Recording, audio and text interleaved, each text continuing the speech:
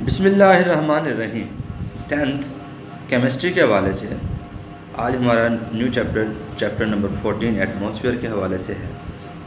इसमें हम एटमॉस्फेयर, उसकी कंपोजिशन और उसके लेयर्स के बारे में भी पढ़ेंगे। एटमॉस्फेयर की डेफिनेशन क्या है, ज़रा गौर से देखें। Atmosphere is the envelope of different gases around the earth ज़मीन के गिर्द, फॉर एग्ज़ाम्पल अगर हम अर्थ की बात कर लें तो इसके गिर्द जो एक एनवेलप बना हुआ है गैसेस का और ये फैला हुआ है, तो इस पूरे एनवेलप को हम नाम देते हैं एटमॉस्फेयर का। It extends continually from the earth surface outwards without any boundary. इसकी कोई लिमिट नहीं है, चलता जा रहा है। अब हम बात करें तो इसमें गैसेस कौन कौन सी हैं, कितनी % कौन सी गैस पाई जाती है, ये MCQs के तौर पर अक्सर आपसे पूछ सकते हैं कंपोजिशन में कि जो एयर की कंपोजिशन है वो क्या क्या है। इसमें ज़रा गौर से देखें। पहले ऊपर देख लेते हैं। About 99% of atmosphere mass lie with in 30 kilometre. तकरीबन गैसेस का 30 किलोमीटर में सबसे ज़्यादा गैसेस पाई जाती हैं। 75 जो है लाइज विद इन 11 किलोमीटर। अब हम बात कर लेते हैं कि एयर जो ड्राई एयर उसकी कंपोजिशन में नाइट्रोजन कितने % पाई जाती है, 78.09। इसकी आपको इंपॉर्टेंस भी याद होगी, चैप्टर नंबर 8 लास्ट टॉपिक में आपने ये बात पढ़ी थी। ऑक्सीजन 20.94। ऑर्गन कितने % है जी, 0.93। ये आपने फर्स्ट चैप्टर भी केमिस्ट्री में पढ़ा होगा। Carbon dioxide 0.03। सॉरी, मैं ये फर्स्ट चैप्टर 9th की बात कर रहा हूँ। अच्छा जी, ये कंपोजिशन है ड्राई एयर की और कितने % कौन कौन सी MCQs के तौर पे बहुत अहम है।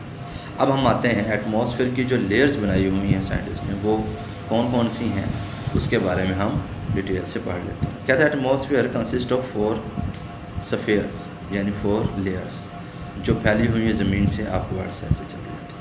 इसमें 2 बातें ज़हन में रखनी हैं। एक ये कि प्रेशर की अगर हम बात कर लें, जैसे जैसे ऊपर जाते हैं, अगर हम बात करें जैसे जैसे ऊपर जाते हैं प्रेशर जो है वो डिक्रीज़ होता है। और इसकी वजह ये क्योंकि एयर की जो एयर मॉलिक्यूल्स हैं या गैसेस जो होती हैं उनकी कंसंट्रेशन कम हो जाती है और इस वजह से प्रेशर भी कम होना शुरू हो जाता है जैसे जैसे हम आगे बढ़ जाते हैं। लेकिन अगर हम बात करें टेम्परेचर की, तो टेम्परेचर जो है वो मुख्तलिफ तरीके से वेरी करता है। वो हम देख लेते हैं। ये आपके सामने एक डायग्राम दी हुई है जिसमें 4 स्फीयर्स के बारे में ही बात की गई है। पहली ये स्फीयर बनाई हुई है, तकरीबन ये रीजन है इतना, और ये तकरीबन 12 किलोमीटर तक का पहला जो उसने रीजन दिया है उससे उस लेयर को हम नाम देते हैं ट्रोपोस्फीयर का। इसके बाद 50 यानी कि 12 के बाद 50 तक का जो रीजन है उसे हम स्ट्रेटोस्फीयर का नाम देते हैं। 50 to 85 तक का जो है उसे हम मेसोस्फीयर का नाम देते हैं। इसके बाद 100 ऑन चलता जाता है, ये हमारा है थर्मोस्फीयर। इन स्फीयर्स की बात करने के बाद के हवाले से हम देखते हैं कि जो इसमें डिफरेंस आ रहा है आपके सामने, ये एक लाइन से नज़र आ रही है। ये डिफरेंस शो कर रही है इसके टेम्परेचर के, या टेम्परेचर किस तरह बढ़ता है या कैसे कम हो रहा है वो देखते हैं। अब हम ट्रोपोस्फीयर में बात करें।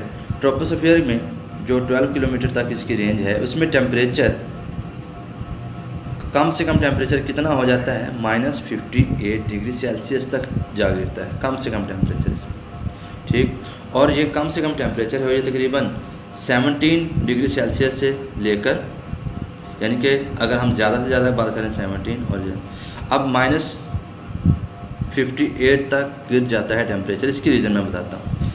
यहाँ पे आपको पता है CO2 की कंसंट्रेशन जैसे है वो थोड़ी सी वज़नी गैस होती है, नीचे ज़्यादा होती है, और जैसे जैसे ऊपर जाते हैं तो CO2 की कंसंट्रेशन कम हो जाती है। और ख़ास तौर पर माउंटेन एरिया में जाते हैं तो वहाँ पर टेम्परेचर और कम हो जाता है, तो और वहाँ पर CO2 की कंसंट्रेशन कम, और ये इस वजह से यहाँ पे -58 डिग्री सेल्सियस टेम्परेचर तक गिर सकता है। लेकिन जैसे ही हम ऊपर जाते हैं स्ट्रेटोस्फीयर में देखें, यहाँ पर ओजोन लेयर होती है O3, मैं वाज़ेह करके लिख दूँ, O3 अल्ट्रा वायलेट रेडिएशंस जैसे ही इस पर पड़ती है तो ये मोनोटॉमिक और डायटॉमिक ऑक्सीजन में कन्वर्ट हो जाती है और ये एंडोथर्मिक रिएक्शन होता है, और इस वजह से यहाँ पे रिएक्शन यहाँ पे कम रहता है। लेकिन जैसे ही O2 और मोनोटॉमिक ऑक्सीजन मिलते हैं और ये O3 बनाते हैं, तो ये जो है एक एक्सोथर्मिक रिएक्शन होता है और उसके रिज़ल्ट में क्या होता है, हीट प्रोड्यूस होती है, जिससे इस लेयर का टेम्परेचर जो है वो आहिस्ता आहिस्ता बढ़ते बढ़ते कहाँ तक पहुँच जाता है, 2 डिग्री सेल्सियस तक। तो ध्यान में रखना, फॉर्मेशन ऑफ ओजोन जो है वो इस रीजन में ही होती है, लेकिन इसके बनने से टेम्परेचर भी आहिस्ता आहिस्ता इंक्रीज़ कर जाता है। अब ऊपर जाते हैं जैसे ही, तो ये दोनों प्रोसेस नहीं होते, फिर दोबारा टेम्परेचर जो है वो गिरते गिरते कितना -93 तक पहुंच जाता है, और ये सफ़ेयर है मेसोस्फीयर।